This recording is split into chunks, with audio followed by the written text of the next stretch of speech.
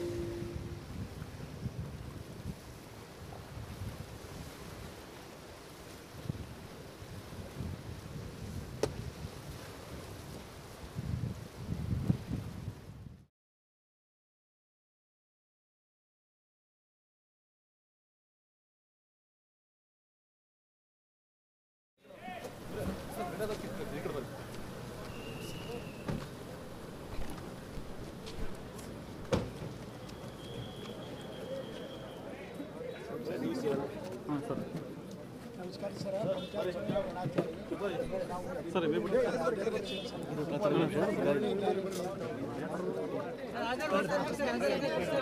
ಹೋಗಿ ನೋಡ್ತೀನಮ್ಮ. ಆಶಾ ಕಾರ್ಯಕರ್ತರು ಬನ್ನಿ.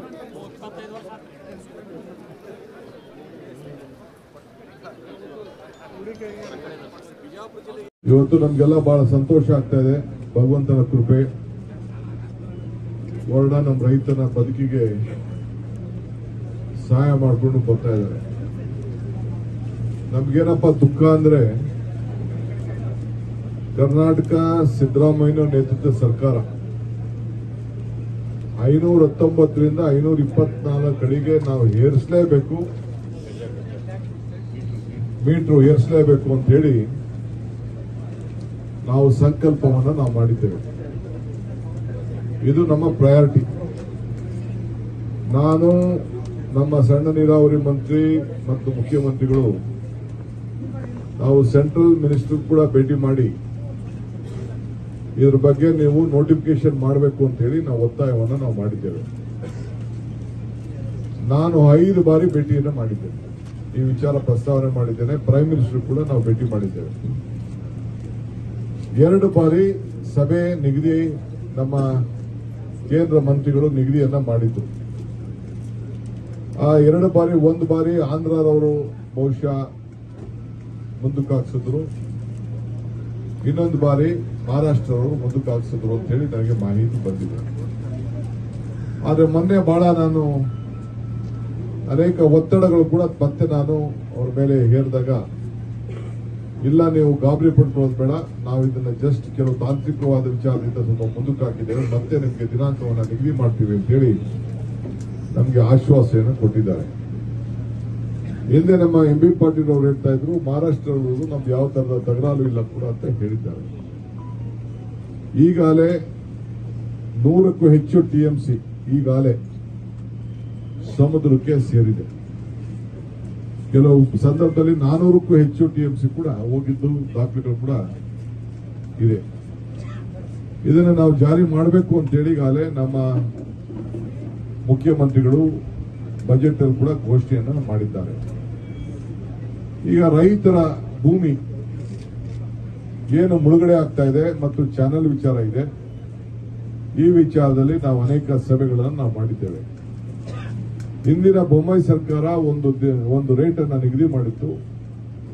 ನಮ್ಮ ಅನೇಕ ಶಾಸಕರು ಮಂತ್ರಿಗಳೆಲ್ಲ ನಮ್ಮ ಮೇಲೆ ಒತ್ತಡವನ್ನು ಹಾಕಿ ಅವರೇನು ಕ್ಯಾಬಿನೆಟ್ ನಲ್ಲಿ ಬಿಜೆಪಿ ಸರ್ಕಾರ ಮಾಡಿತ್ತು ಅದನ್ನು ನಮಗೆ ಅನುಕೂಲ ಆಗ್ತಾ ಇಲ್ಲ, ಕಾನೂನು ಚೌಕಟ್ಟಿನಲ್ಲಿ ನಮ್ಗೆ ತೊಂದರೆ ಆಗ್ತಾ ಇದೆ ಅಂತ ಹೇಳಿ ನಮ್ಮ ಮೇಲೆ ಒತ್ತಡವನ್ನು ಹಾಕಿ ಬೆಳಗಾಂನಲ್ಲಿ ಮುಖ್ಯಮಂತ್ರಿಗಳು ಎಲ್ಲ ಶಾಸಕರನ್ನ ಕರೆಸಿ ತೀರ್ಮಾನವನ್ನ ಮಾಡಿದ್ದಾರೆ. ನಾನು ಎಂ ಬಿ ಪಾಟೀಲು, ಶಿವಾನಂದ ಪಾಟೀಲು, ತಿಮ್ಮಾಪುರು, ಪ್ರಿಯಾಂಕ್ ಖರ್ಗೆ, ಶರಣ ಪಾಟೀಲ್ ಅವರು ಎಲ್ಲ ಕೂಡ ನಾವೆಲ್ಲ ಈಗಾಗಲೇ ಒಂದು ರೌಂಡ್ ಚರ್ಚೆಯನ್ನು ಕೂಡ ಮಂತ್ರಿಗಳು ಕೂಡ ಎಚ್ ಕೆ ಪಾಟೀಲ್ ಕೂಡ ಸೇರ್ಕೊಂಡಂತೆ ನಾವೆಲ್ಲ ಚರ್ಚೆ ಮಾಡಿದ್ದೇವೆ. ಮೊನ್ನೆ ಎಲ್ಲ ಶಾಸಕರನ್ನ ರೈತರು ಕೂಡ ನಾವೆಲ್ಲ ಮಾತಾಡಿದ್ದೇವೆ. ಏನು ನಮ್ಮ ಸಭೆಯಲ್ಲಿ ಏನು ಅಭಿಪ್ರಾಯ ಮೂಡ್ತು ಅದನ್ನ ಮುಖ್ಯಮಂತ್ರಿಗಳು ಕೂಡ ನನ್ನ ಗಮನಕ್ಕೆ ತಂದಿದ್ದೇನೆ. ಬಹುಶಃ ಸುಮಾರು 20,000 ಕೇಸು ಈಗಾಗಲೇ ರೈತರು ಕೋರ್ಟ್ಗೆ ಹೋಗ್ತಾ ಇದ್ದಾರೆ. ಕೆಲವು ಲಾಯರ್ಗಳು ನಿಮ್ನೆಲ್ಲ ತಪ್ಪದಾರಿಗಳಿಲಿಕ್ಕೆ ಪ್ರಯತ್ನವನ್ನು ಮಾಡ್ತಾ ಇದ್ದಾರೆ. ಇದರಿಂದ ಯಾವುದಕ್ಕೂ ನಿಮಗೆ ಅನುಕೂಲ ಆಗುದಿಲ್ಲ ಅನ್ನೋದು ಕೂಡ ನಾನು ಈ ಸಂದರ್ಭದಲ್ಲಿ ಇಲ್ಲಿ ಕೂತ್ಕೊಂಡು ರೈತರ ಸಮುದಾಯಕ್ಕೆ ತಿಳಿಸಲಿಕ್ಕೆ ನಾನು ಬಯಸ್ತಾ ಇದ್ದೇನೆ. ಚೀಫ್ ಮಿನಿಸ್ಟರ್ ಮತ್ತು ಎಲ್ಲ ಮಂತ್ರಿಗಳ ನಮ್ಮ ಆಸೆ ಏನಪ್ಪಾ ಅಂತಂದ್ರೆ ನಿಮ್ಮೆಲ್ಲರೂ ಕೂಡ ಕನ್ಸೆಂಟ್ ಅಕ್ವಿಷನ್ ಅಲ್ಲಿ ನಿಮ್ಗೂ ಕೂಡ ಸ್ವಲ್ಪ ಸಹಾಯ ಮಾಡಬೇಕು, ಒನ್ ಟೈಮ್ ಆದಷ್ಟು ಇದನ್ನ ಬಗೆಹರಿಸಬೇಕು ಅಂತ ಹೇಳಿ. ಯಾಕಂದ್ರೆ ಯಾವತ್ತು ಬೇಕಾದ್ರೂ ಕೂಡ ನಾವು ಆಗ್ತಾ ಇರೋಂಥ ಒತ್ತಡದ ಮೇಲೆ ಕೇಂದ್ರ ಸರ್ಕಾರ ನಮಗೆ ನ್ಯಾಯವನ್ನು ಒದಗಿಸಿಕೊಳ್ಳಲೇಬೇಕಾದಂತ ಅನಿವಾರ್ಯತೆ ಇದೆ. ನಾಳೆ ನೋಟಿಫಿಕೇಶನ್ ಮಾಡಬಹುದು, ಇದಕ್ಕೆ ಯಾವ ತಕರಾರು ಇಲ್ಲ. ನಮ್ಮ ಪಾಲು ನಮ್ಗೆ ಏನ್ ಸಿಗ್ಬೇಕು ಅದು ಸಿಗ್ಲೇಬೇಕು. ಟೆಕ್ನಿಕಲ್ ಆಸ್ಪೆಕ್ಟ್ ಅಲ್ಲೂ ಕೂಡ ನಾವು ಈಗಾಗಲೇ ಲೀಗಲ್ ಟೆಕ್ನಿಕಲ್ ಆಸ್ಪೆಕ್ಟ್ ಅಲ್ಲಿ ಈಗಾಗಲೇ ನಾವು ಚರ್ಚೆಯನ್ನು ನಾವು ಮಾಡಿದ್ದೇವೆ. ಸದ್ಯದಲ್ಲೇ ಇನ್ನೊಂದು 3-4 ದಿನದಲ್ಲೇ ನಾವು ಮೊನ್ನೆ ಕ್ಯಾಬಿನೆಟ್ ದಿನ ಮಾರನೇ ಕೆಲವು ಶಾಸಕರನ್ನೆಲ್ಲ ಅಲ್ಲೇ ಇರಿ ಅಂತ ಹೇಳಿದ್ದೇನೆ. ನಾನು ಚೀಫ್ ಮಿನಿಸ್ಟರ್ ಹತ್ರ ಕೂತ್ಕೊಂಡು ಒಂದು ದಿನಾಂಕವನ್ನ ಇನ್ನೊಂದು 3-4 ಈ ವಾರದಲ್ಲೇ ಏನು ಕನ್ಸರ್ನ್ಡ್ ಅಕ್ವಿಷನ್ಗೆ ಒಂದು ನಿಗದಿಯಾದಂತಹ ಬೆಲೆಯನ್ನ ನಾವು ಸದ್ಯದಲ್ಲಿ ನಾವು ಘೋಷಣೆ ಮಾಡ್ತೇವೆ. ಇದಕ್ಕೆ ನಾವು ಮುಂದಕ್ಕೆ ಹಣ ಕೂಡ ನಾವು ಇದನ್ನ ಒದಗಿಸಬೇಕಾಗ್ತದೆ. ಒಂದೇ ಸತಿ ಸ್ಟೆಪ್ ಬೈ ಸ್ಟೆಪ್ ಇದನ್ನ ಮತ್ತು ಯಶವಂತಗೌಡರು ಪಾಟೀಲ್ ಕೂಡ ಆ ಮೀಟಿಂಗ್ ಅಲ್ಲಿ ನಮ್ಮ ಕ್ಯಾನಲ್ ಅವ್ರಿಗೆ ಬೇಕಾದ್ರೆ ಲಿಬರಲ್ ಆಗಿ ನೀವೇನ್ ಬೇಕಾದ್ರೂ ತೀರ್ಮಾನ ಮಾಡಿ, ಯಾಕಂದ್ರೆ ನಮ್ಮ ಜಮೀನುಗಳು ಆ ಕಡೆ ಈ ಕಡೆ ಬೆನಿಫಿಟ್ ಆಗ್ತದೆ. ಮಿಕ್ಕಿದ್ದನ್ನ ಈ ಮುಳುಗಡೆ ಆಗದವ್ರಿಗೆ ಸ್ವಲ್ಪ ನೀವು ಉದಾರ ಮನಸ್ಸಿಂದ ಮಾಡಬೇಕು ಅನ್ನೋದು ಕೂಡ ಅವರೊಂದು ಅಭಿಪ್ರಾಯ ಕೂಡ ತಿಳಿಸಿದ್ರು. ಇದನ್ನ ನಮ್ಮ ನಮ್ಮ ಎಂ ಪಿ ಪಾಟೀಲ್ ಅವರು ಕೂಡ ಬೇರೆ ಬೇರೆ ಕಡೆ ಅನೇಕ ಸಲಹೆಗಳನ್ನು ಕೂಡ ಅವರ ಅನುಭವದಲ್ಲಿ ಕೂಡ ಅವರು ಕೂಡ ನನಗೆ ತಿಳಿಸಿದ್ದಾರೆ. ಶಿವಾನಂದ ಪಾಟೀಲ್ ಅವರು ಕೂಡ ತಿಳಿಸಿದ್ದಾರೆ. ನಮ್ಮ ಇವ್ರು ಬಿಡಿ ತಿಮ್ಮಾಪುರ್ ಅವರು ಸರ್ಕಾರ ಬಿಟ್ಬಿಟ್ಟು ರೈತ ಪರವಾಗಿ ನಿಂತ್ಕೊಂಡಿದ್ದಾರೆ ಜೋರಾಗಿ. ಸೊ ಅದಕ್ಕೆ ಈಗ ನಾವು ಇದನ್ನ ಏನಾದ್ರು ಮಾಡಿ ಸಹಾಯ ಮಾಡಬೇಕು ಅನ್ನೋದು ಮುಖ್ಯಮಂತ್ರಿಗಳು ನಾವು ಬರೋಕ್ಕಿಂತ ಮುಂಚಿತ ಕೂಡ ಈಗ ಚರ್ಚೆ ಮಾಡಿದ್ದೇವೆ. ಸೊ ರೈತರು ತಮ್ಗೆ ರಿಕ್ವೆಸ್ಟ್ ಮಾಡ್ಕೊಳ್ತೀನಿ, ನಮ್ಮ ರೈತರ ಮುಖಂಡಗಳಿಗೆ ಶಾಸಕರಿಗೆ ಜವಾಬ್ದಾರಿ ಏನಪ್ಪಾ ಅಂತಂದ್ರೆ ಇನ್ನು ಮುಂದಕ್ಕೆ ಯಾವುದು ಕೂಡ ಅಪೀಲ್ ಇರಬಾರ್ದು. ಒನ್ ಟೈಮ್ ಕನ್ಸೆಂಟ್ ಅಕ್ವಿಷನ್ ನಾವೆಲ್ಲ ಅನುಮತಿ ಕೊಡಬೇಕು. ಏನು ರಿಹಾಬಿಲಿಟೇಷನ್ ಇದೆ ಅದಕ್ಕೆ ಬೇರೆ ತೀರ್ಮಾನವನ್ನು ನಾವು ಮಾಡ್ತೇವೆ. ಈಗ ನಾನು ಅದ್ರ ಬಗ್ಗೆ ನಾನು ಮಾತಾಡೋಕೆ ಹೋಗುದಿಲ್ಲ. ಮುಂದಕ್ಕೆ ಈಗೇನು ಈಗೇನು 524 ಮೀಟರ್ಗೆ ಏನ್ ನೀರು ನಿಲ್ತದೆ ಅದಕ್ಕೆ ಸಂಬಂಧಪಟ್ಟಂತೆ ನಾವು ಒಂದು ದೊಡ್ಡ ಗೋಷ್ಠಿಯನ್ನ ಮೊದಲು ವಾರ ನಾವು ಮಾಡೋರಿದ್ದೇವೆ. ಇವತ್ತು ನಮಗೇನು ನೀರು ಇವತ್ತು ಹೋಗ್ತಾ ಇದೆ, ಸಮುದ್ರಕ್ಕೆ ಹೋಗ್ತಾ ಇದೆ, ನಿಲ್ಲಿಸಿ ನಮ್ಮ ನೀರಾವರಿ ಜನರಿಗೆ ಅನುಕೂಲ ಮಾಡಿಕೊಡ್ಬೇಕು ಅನ್ನೋದು ನಮ್ಮ ಸರ್ಕಾರ. ಈ ಅವಧಿಯಲ್ಲೇ ಇದನ್ನ ಪೂರ್ಣ ಮಾಡಬೇಕು ಅನ್ನೋದು ನಮ್ಮ ಆಸೆ ಇದೆ.